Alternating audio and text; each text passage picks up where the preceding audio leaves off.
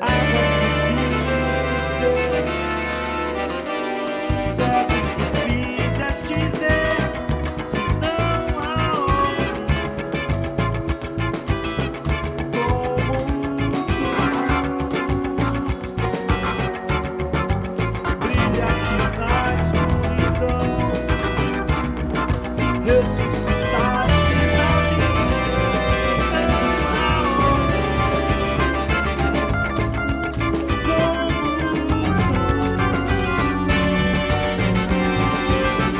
Deus poderoso, Deus que triunfa, Deus que reinando estás sempre, Deus que nos cura, Deus soberano tu és, tu és.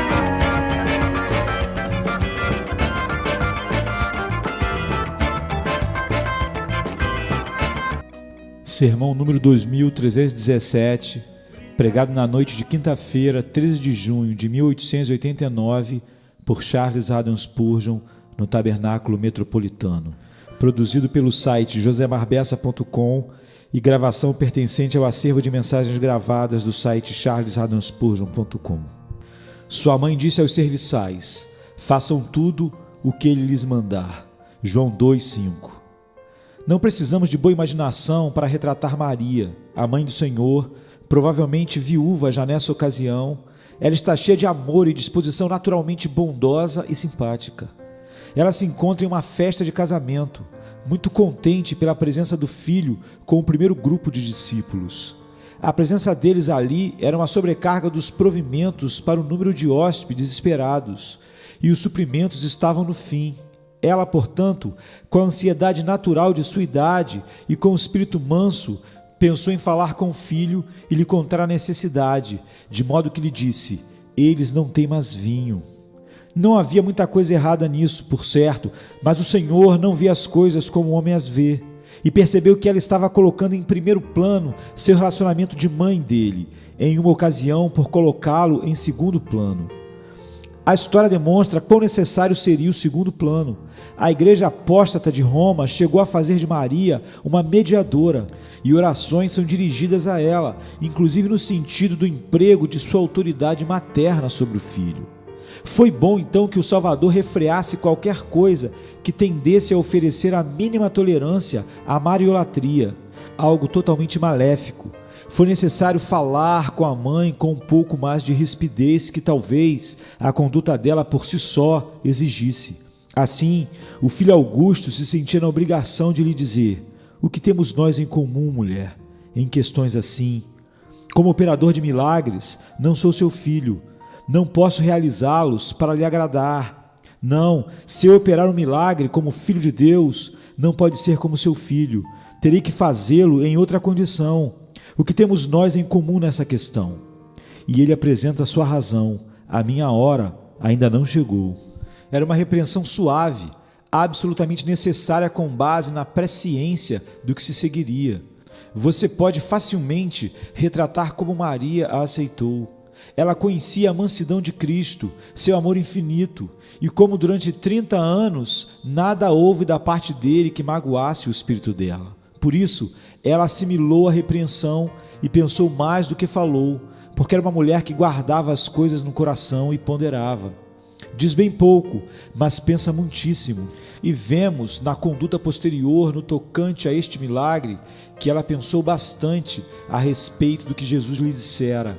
Irmãos, você e eu, com as melhores intenções possíveis, às vezes podemos errar para com o Senhor. E se Ele, então, nos repreender, se nos negar algo, se decepcionar nossas esperanças e não permitir que prosperem nossos desígnios ambiciosos, aceitemos isso da parte dele, como Maria aceitou a repreensão de Jesus. Tenhamos a convicção de que isso deve forçosamente ser certo e nos mantenhamos em silêncio diante da sua presença. Notem, portanto, a quietude dessa mulher santa, que cessou de falar, assimilou tudo em silêncio e depois observem sua admoestação sábia aos serviçais presentes para atender aos convidados da festa. Visto que ela já quisera tomar a dianteira de Jesus, agora desejava que eles fossem simplesmente seguidores, simples seguidores, e com muita sabedoria e bondade lhes disse: façam tudo o que ele lhes mandar. Não vão para ele com nenhuma das suas observações, não procurem apressá-lo, nem conclamá-lo a fazer algo, ele sabe melhor do que nós. Fiquem em segundo plano e esperem até ele falar, e então precipitem-se a obedecer qualquer palavra que ele pronunciar. Amados, meu desejo é, depois de termos aprendido a lição como Maria, que nos esforcemos para ensiná-la aos outros. Às vezes, nosso mestre nos dirige uma palavra ríspida em particular e não contaríamos a outra pessoa o que ele disse. Nas devoções particulares, ele fala à nossa consciência e ao coração, e não precisamos repeti-lo, pois Maria não fez. Mas tendo aprendido bem a lição, digamos então ao amigo mais próximo: não cometa o erro que cometi. Evite a rocha na qual acabei de tropeçar. Lastimo ter entristecido meu Senhor. Minha irmã, eu não gostaria que você o entristecesse. Irmão, eu gostaria de lhe dizer exatamente o que fazer a fim de agradar-lhe em todas as coisas. Vocês não acham que fazendo assim ministraríamos a edificação mútua? Em vez de comentar as falhas dos outros, vamos, das descobertas que fazemos nas nossas falhas, extrair a essência e então administrá-la como remédio útil às pessoas que temos ao nosso redor. Essa mulher santa deve ter falado com bastante poder. Seu tom deve ter sido notavelmente contundente e seus modos devem ter impressionado muito os serviçais, pois fizeram exatamente o que ela mandou. Não é todo serviçal que deixará o hóspede recém-chegado à casa agir como dona, mas aconteceu que, ao falar com os empregados, com tons profundos e sinceros, como mulher que aprendera algo que não poderia contar, mas que extraíra da experiência uma lição para os outros, ela deve ter falado com maravilhosa força derretedora quando lhes disse: façam tudo o que ele lhes mandar. E todos a ficaram olhando com respeito, assimilando o recado, como ela assimilara o recado do Senhor. Ora, quero ensinar nesta noite, de forma bem simples, essa lição a mim mesmo e a vocês. Acho que nossa experiência serve para mostrar que a sabedoria mais sublime, nosso melhor sucesso, serão encontrados na permanência cautelosa atrás de Cristo, sem jamais correr à sua frente, sem nunca procurar obrigá-lo a agir, sem nunca tentá-lo como fizeram os que tentaram a Deus no deserto, preceituando-se a fazer isso ou aquilo. Pelo contrário, com obediência santa e humildade, devemos adotar de agora em diante estas palavras como lema da nossa vida: façam tudo o que ele lhes mandar. Vou lidar com o texto da seguinte maneira: em primeiro lugar, o que? Em segundo lugar, por quê? Em terceiro lugar, o que se fará então? O que somos ordenados a fazer aqui? Em uma só palavra: obedecer. Vocês que pertencem a Cristo e são seus discípulos, prestem atenção a esta palavra de exortação: façam tudo o que ele lhes mandar. Quero que notem, em primeiro lugar, que essas palavras foram dirigidas não aos discípulos de Cristo, mas aos servos, no grego aqui chamado diáconos, as pessoas trazidas para atender às mesas e para servir aos hóspedes. Não sei se eram empregados pagos ou amigos que bondosamente ofereceram seus préstimos, mas na festa eram garçons. Não foram ordenados a deixar o patrão nem a abandonar o emprego de garçons. Eram servos e deviam permanecer servos mesmo assim. E apesar de tudo isso, deviam reconhecer em Cristo o Mestre sem repudiar a obediência ao encarregado da festa. Maria não disse a essas pessoas: deixem de lado os cântaros, parem de lavar os pratos. Mas enquanto continuam a fazer os seus trabalhos, ela lhes disse: façam tudo o que ele lhes mandar. Considerei valiosa a informação de que os servos, permanecendo servos, deviam mesmo assim prestar obediência a Cristo. Essa obediência, em primeiro lugar, seria preparada. Maria preparou-lhes a mente para fazer o que Cristo ordenasse. Ninguém obedecerá a Cristo em um ímpeto repentino e continuará obedecendo.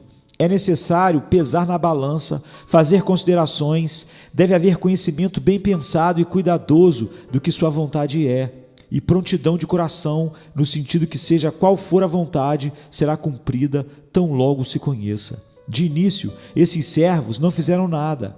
Os hóspedes queriam vinho, mas os servos não foram até Jesus para dizer: Mestre, falta vinho. Não, esperaram até ele lhes mandar encher os cântaros de água e então os encheram até a borda.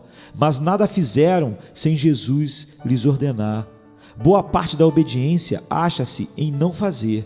Acredito que na ansiedade de muitos corações trêmulos, a fé mais sublime será vista em não fazer coisa alguma. Quando vocês não sabem o que fazer, façam nada. E fazer nada, meus irmãos, às vezes será achado o serviço mais pesado de todos. No caso de um homem de negócios que entrou em dificuldades comerciais, ou de uma irmã com um filho doente, ou um marido enfermo, vocês sabem que o impulso é fazer uma coisa ou outra. Mesmo sem ser a primeira coisa que nos ocorre, sentimos-nos na obrigação de fazer alguma coisa. Muitas pessoas já agravaram a tristeza fazendo alguma coisa, ao passo que, se tivessem corajosamente deixado de mexer com o assunto e o deixado com fé nas mãos de Deus, teria sido infinitamente melhor para elas. Façam tudo o que Ele lhes mandar, mas não faça tudo o que cada fantasia e veneta que seu cérebro e sua mente fraca produz e o conclame a fazer. Não corra antes de ser enviado. Quem corre adiante da nuvem de Deus terá que voltar para trás e se dará por muito feliz se achar o caminho de volta. Onde as Escrituras silenciam, guarda em silêncio você também. Se não houver mandamento específico, seria melhor esperar até conseguir alguma orientação. Não ande desorientado com ansiedade precipitada para não cair no fosso. Façam tudo o que Ele lhes mandar, mas antes de Ele falar, fiquem sentados quietos. Minha alma, seja paciente diante de Deus e espere até conhecer suas ordens, sua vontade. Essa obediência bem disposta devia ser a obediência, pois é ali que a obediência se acha principalmente. A verdadeira obediência nem sempre se vê no que fazemos ou deixamos de fazer. Ao contrário, manifesta-se na submissão perfeita à vontade de Deus e na resolução firme que satura totalmente o espírito, de modo que desejamos fazer somente aquilo que Ele nos manda. Que sua obediência seja ainda perfeita. Façam tudo o que Ele lhes mandar. É a desobediência, não a obediência, que nos leva a fazer a seleção dos mandamentos de Cristo que achamos por bem obedecer e aqueles que podemos não obedecer. Se você disser, farei o que Cristo me manda fazer, dentro das minhas opções, você realmente diz, não farei o que Cristo me mandar, apenas o que me agradar. Obediência não universal não é verdadeira.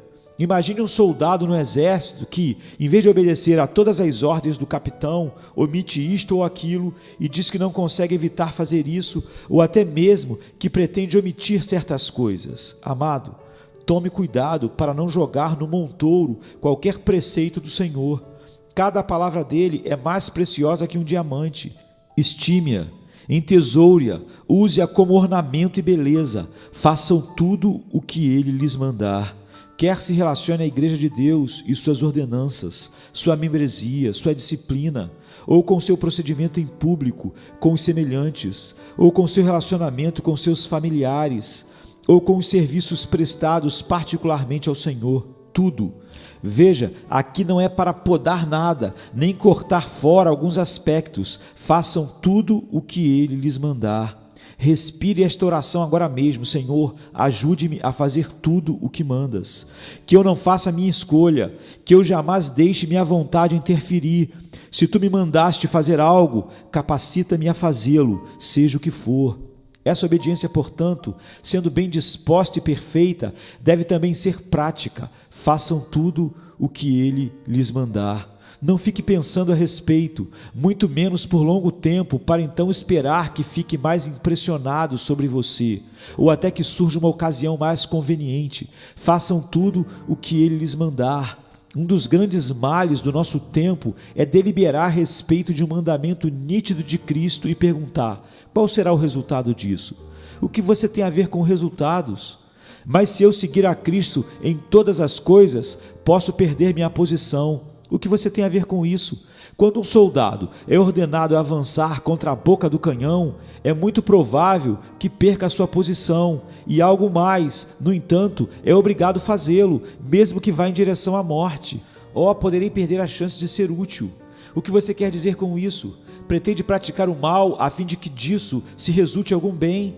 É isso que está envolvido. Diante de Deus, você realmente encarará essa questão. Façam tudo o que Ele lhes mandar. Seja qual for a despesa, seja qual for o custo, seja qual for o risco, faça-o. Já ouvi pessoas dizerem: não gosto de fazer as coisas apressadamente. Tudo bem, mas o que diz Davi? Eu me apressarei e não hesitarei em obedecer os teus mandamentos, no Salmo 119, versículo 60.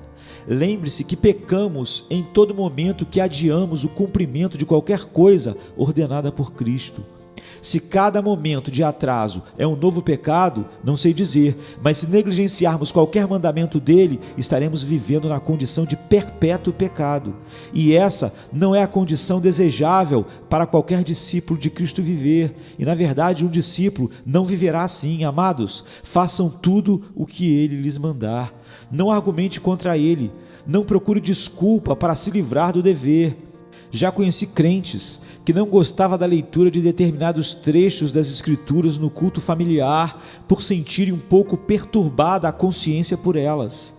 Se existir alguma coisa na Bíblia que se lhe opõe, você está errado e a Bíblia não. Entre em acordo com ela de imediato, e as únicas condições desse acordo serão obedecer, obedecer e obedecer à vontade do seu Senhor. Não estou lhes apresentando isso como meio de salvação. Vocês sabem que eu nunca pensaria em fazê-lo.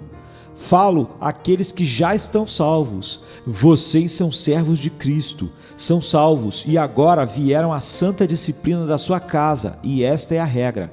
Façam tudo o que Ele lhes mandar. Façam-no na prática, porque por fim, se isso não existir na sua vida, você vai expressar que você jamais foi salvo. Não falamos demais a respeito do que nossos amigos devem fazer, ou observamos o que as outras pessoas não fazem?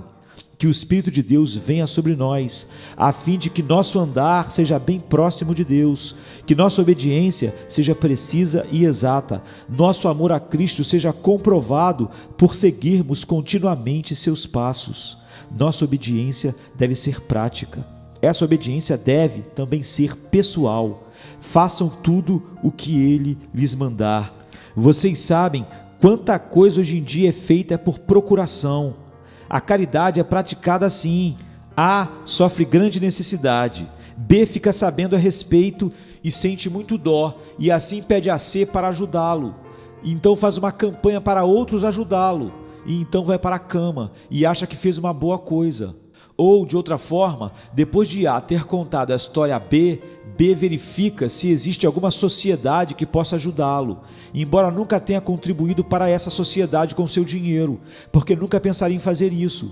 Seu papel se restringe a repassar A a C, ou a sociedade, ou falar dos outros que não estão fazendo, e tendo feito isso, se sentem satisfeitos. Você quer que o Salvador diga no último grande dia: tive fome e vocês me mandaram a outra pessoa? Ou tive sede e vocês me mandaram à igreja, ou aos irmãos, ou ao governo? Nada disso.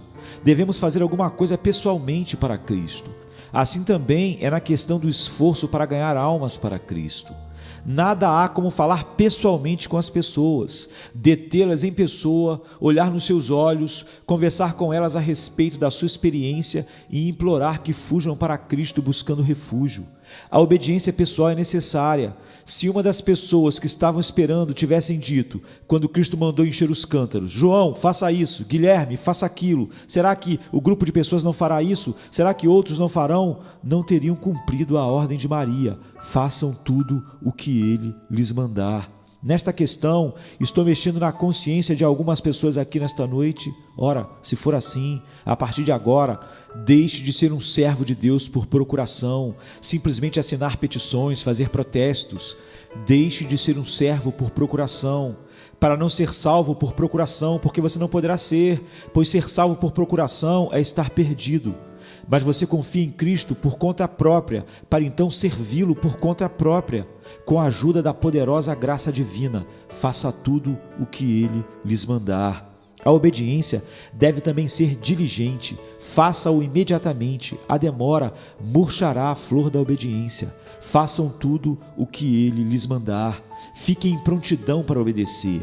No mesmo momento em que a ordem de marchar é dada ao soldado, ele marcha. No momento em que a ordem surge no coração e você percebe esta ser a palavra de Deus, faça-o. Quantas resoluções assassinadas jazem ao redor da vida da maioria dos homens que se dizem cristãos. O que teriam feito? O que poderiam ter feito se apenas o tivessem feito, mas estavam construindo castelos no ar, imaginando que tipo de vida gostariam de viver, mas sem cumprir literalmente os mandamentos de Cristo. Quem dera que houvesse serviço pronto, pessoal e prático ao Senhor Jesus Cristo. E em nosso caso, deve ser obediência perpétua. Maria disse aos garçons: façam tudo o que ele lhes mandar. Continuem fazendo, não somente a primeira coisa que diz, mas tudo o que diz. Enquanto a festa durar e ele estiver aqui, façam o que o meu filho lhes mandar. Assim, amados, enquanto estivermos neste mundo, até a última hora da vida, que o Espírito Santo nos capacite a fazer exatamente o que Jesus nos mandar. Vocês podem dizer, meus irmãos e irmãs: Jesus, tomei a minha cruz para deixar tudo e seguir a Ti?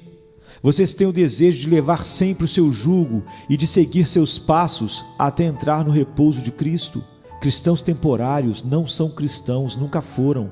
Quem quer tirar férias desse serviço divino nunca entrou nele. Vestimos o uniforme para nunca mais tirá-lo. Como certos cavaleiros da antiguidade dormiam na armadura em tempos de guerra, sempre com a lança e o escudo à mão, também deve ser o cristão doravante e para sempre. Não nos cabe raciocinar o motivo, não nos cabe tardar quando chegar a ordem, mas a nós cabe, enquanto houver respiração no corpo e vida no espírito, servir aquele que nos redimiu com seu sangue precioso. E assim coloquei diante de vocês, de modo fraco, o que somos chamados a fazer, ou seja, obedecer às ordens de Cristo. Agora, gastemos poucos minutos com a pergunta: por que isso deve ser feito? Amados, por que esses homens deviam fazer o que Jesus mandou? Que isso se transforme em por que você e eu devemos fazer o que Jesus nos manda. Primeiro, Cristo, por sua natureza, é digno de obediência. Considero uma honra servir a Cristo. O que é Ele?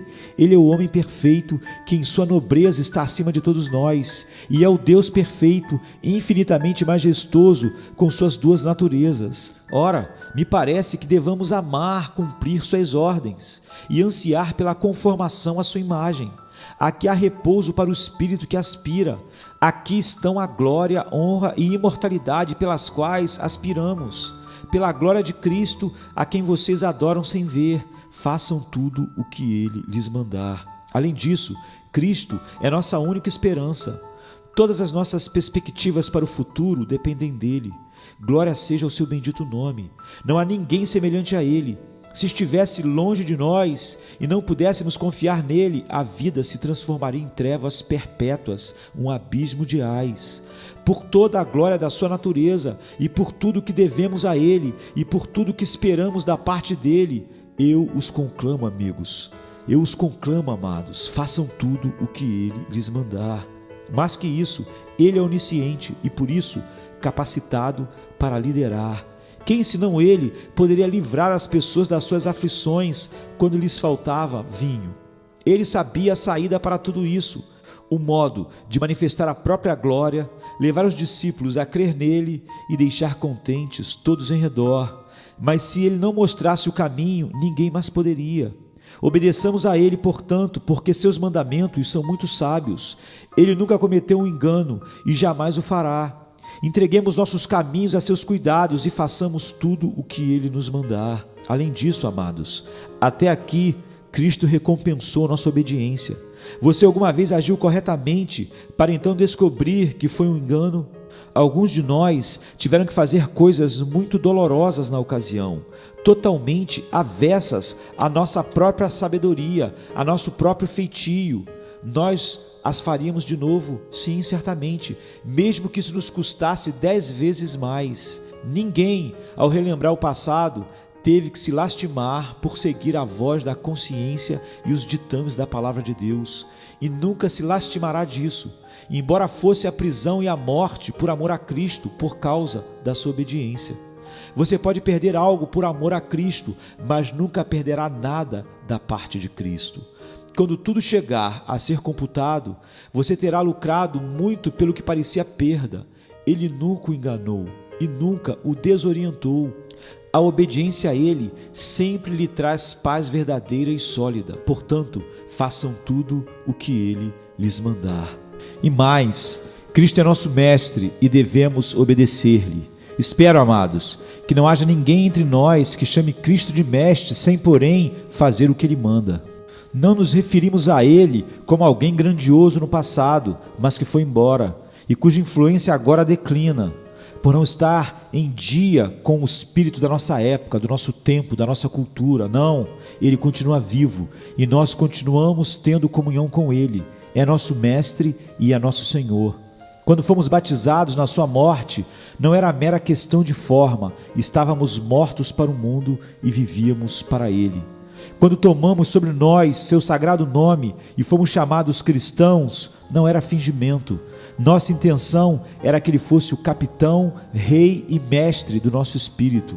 Ele não é um Baale, ou seja, senhor dominador, mas é Ishi, nosso homem, nosso marido. E nesse relacionamento Ele é Senhor e governador de todo pensamento e de toda tendência da nossa natureza. Ele é o nosso Deus. Jesus, teu jugo é suave e o teu fardo para nós é leve, como diz Mateus 11:30. Carregá-lo nos deixa contentes e alegres. Escapar desse jugo seria uma verdadeira desgraça. E esse é mais um motivo para lhes dizer nesta noite: façam tudo o que Ele lhes mandar. Porque se não o fizerem, repudiam toda a sua lealdade a Ele. E o que farão então? A quem vocês se voltarão, caso se desviem dele? Todo homem deve ter um mestre. Você quer ser seu mestre? Não poderia arrumar um tirano pior do que o seu próprio ego. Vai deixar o mundo ser seu mestre? Será servidor da sociedade e da cultura? Não existe escravos piores do que esses. Viverá para o próprio eu, para as honrarias, para o que é chamado prazer. Seria o mesmo que descer ao Egito, a fornalha de fogo, de imediato. A quem podemos ir? Jesus, a quem podemos ir se nos afastarmos de Ti? Tu tens as palavras de vida eterna. Amarrem o sacrifício da festa com cordas e levem-no até as pontas do altar, diz o Salmo 118:27. Lança outro vínculo de amor em mim, outra corda de doce constrangimento, e não me deixe nunca pensar em separar-me de Ti. Que eu seja crucificado para o mundo e o mundo para mim, como diz o apóstolo Paulo em Gálatas 6,14. O coração de vocês não ora assim? Quem nos dera sermos total, inteira e eternamente de Cristo? Sim, escutaremos o mandamento: façam tudo o que Ele lhes mandar. Acabo de apresentar-lhes a razão porque devemos obedecer às ordens de Cristo. E agora, amados, quero ocupar esses poucos minutos em responder a esta pergunta: o que se seguirá dessa obediência? Suponha termos feito tudo o que Cristo nos ordena. O que acontecerá? Vou lhes contar o que acontecerá. A primeira coisa é que se sentirão livres da responsabilidade. O servo que cumpriu a ordem do Senhor talvez sinta, na própria opinião, que algumas consequências terríveis possam se seguir, mas diz para si: não será culpa minha, fiz o que fui ordenado a fazer. Os resultados não são sua responsabilidade é a obediência. Ora, amado, se você quiser ser livre de todas as sobrecargas da vida, faça pela fé tudo o que Cristo lhe ordenar. Depois, caso pereça, caso morra, caso pareça que os céus estão para cair, não será problema seu tentar sustentá-los. Não lhe cabe corrigir a obra de Deus e sustentá-la. Lembro-me de como Wesley dizia a seus pregadores: ora, irmãos, não quero que vocês corrijam minhas regras, quero que obedeçam. Da parte de Wesley fica um pouco forte e exagerado, mas da parte do Senhor Jesus Cristo vem de modo muito adequado. Ele não quer que andemos alterando, remendando, retocando o que Ele nos manda, nem procurando examinar as consequências. Não, faça exatamente o que Ele lhe ordena, e você não terá nada que ver com as consequências. É possível que tenha que arcar com elas, mas Ele lhes dará graça para fazer isso, e será sua alegria suportar quaisquer consequências desagradáveis que surgirem da firme obediência a Cristo. Esse tipo de doutrina não se adapta ao ano de 1889, porque nós somos de uma geração que acha que pode julgar aquilo que Deus diz. Agora, se você passar pela fronteira da Escócia e olhar onde estão os túmulos dos pactuantes, qualquer pessoa que pensa segundo o espírito da presente era e da nossa geração e cultura, consideraria que não passaram de um grupo de tolos que chegaram a ser tão teimosos e apegados à verdade de Deus e tão rigorosos a respeito da doutrina que morreram por causa dela. Mas isso é servir a Deus. Ora, realmente, na nova filosofia dos nossos dias, nada existe que vale a pena morrer por ela. Infelizmente, esse é o evangelho de muitos cristãos sincronizados com o mundo. Eu duvido que haja alguma doutrina do pensamento moderno em sincronia com a cultura que valesse o preço da vida de um gato. Segundo os ensinos da escola ampla, o que é supostamente verdadeiro hoje, talvez não seja verdadeiro amanhã. Por isso, não vale a pena e não valeria a pena morrer por isso. Talvez seja melhor adiar a morte até outra data, na qual essa doutrina fosse alterada e você não precise morrer por ela. E se esperarmos um mês, ela acabará sendo alterada mesmo, porque estes cristãos são relativistas como o mundo e nunca creram de fato na verdade. Que o Senhor nos leve de volta às antigas verdades dos mártires, dos apóstolos, e nos envie ainda uma estirpe de homens que obedecerão ao Senhor e tudo aquilo que o Senhor lhes ordena, e que crerão no que Ele lhes ensinar, e que abrirão mão da própria vontade em completa obediência ao seu Senhor e Mestre. Essas pessoas se sentirão isentas da culpa e da responsabilidade. Você sentirá ainda o doce fluir do amor de Cristo. Um filho desobediente não será expulso da casa por não querer fazer o que o pai e a mãe pedem, mas enquanto não se submeter às regras da casa, a situação será mais difícil para ele e assim deve ser. Há o beijo de boa noite, não tão caloroso quanto devia ser, e a saudação bom dia, depois de longa desobediência, não contém alegria. E realmente, quanto mais bondoso o pai e a mãe, tanto mais infeliz o filho se sente. E o doce amor de Cristo é tal que nos torna infelizes quando andamos na desobediência. Você não pode andar de modo contrário a Cristo e ainda desfrutar de comunhão com Ele. Quanto mais querido e próximo quiser ficar de Cristo, maior parecerá o abismo quando não fizer o que Ele lhe ordena. O chamado é: negue-se a si mesmo, tome a sua cruz e me siga. Uma vida que, por fim, continuamente não se encaixe no chamado é a evidência de nunca ter estado dentro desse chamado. Além disso, você só coloca a fé em prática quando faz o que Cristo lhe ordena. A fé subsistente apenas em um credo ou em um livrinho impiedoso não lhe é de muito proveito. A fé cumpre o que Cristo manda e se deleita em fazer isso. Regozija-se em correr riscos, alegra-se em se afastar da praia para alcançar o alto mar, está contente em sacrificar-se quando Jesus assim requer, pois a fé não consegue se sentir satisfeita sem dar frutos, e o fruto da fé é a obediência àquele em quem cremos. Amados, também é verdade que se obedecermos a Cristo no que Ele nos disser, estaremos aprendendo a ser líderes. O Wellington dizia que ninguém é digno de dar ordens antes de ter aprendido a obedecer, e estou certo de que assim é. Nunca veremos a estirpe de homens de primeira categoria, a não ser que nossos filhos e filhas sejam levados a obedecer aos pais já na infância. Perde-se a glória essencial da varonilidade quando a desobediência é tolerada.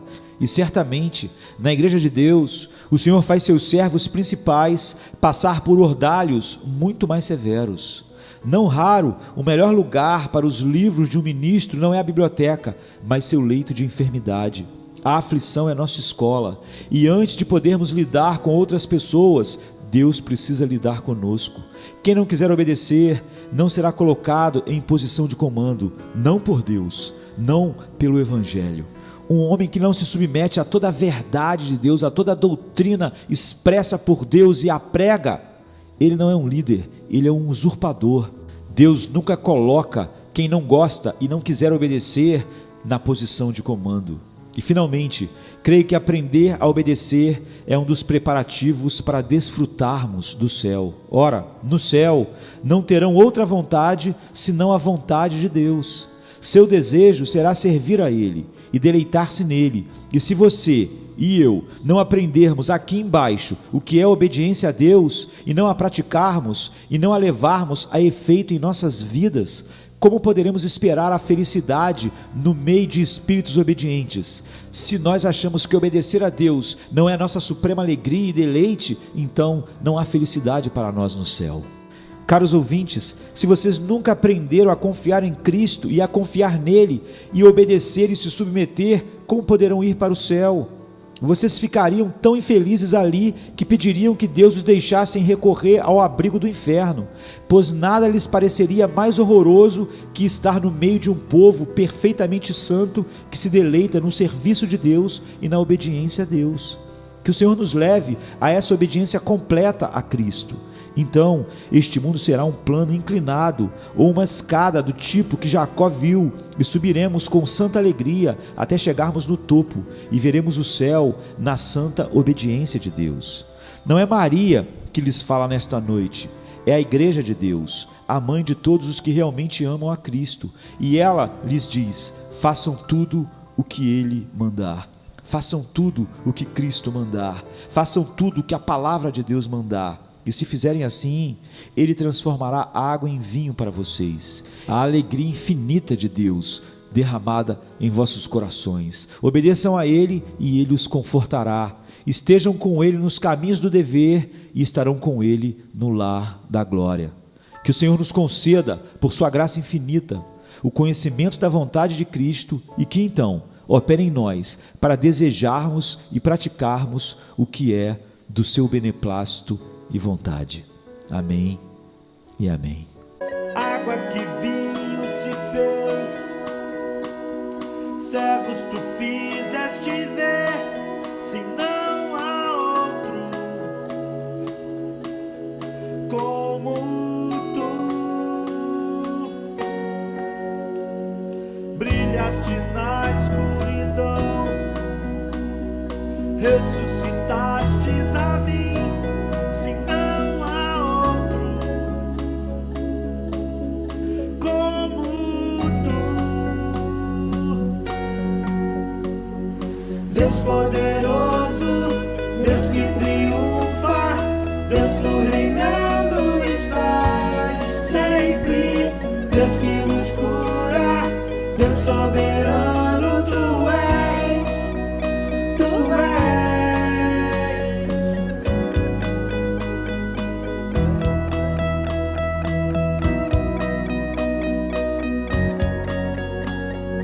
Brilhaste na escuridão, ressuscitaste.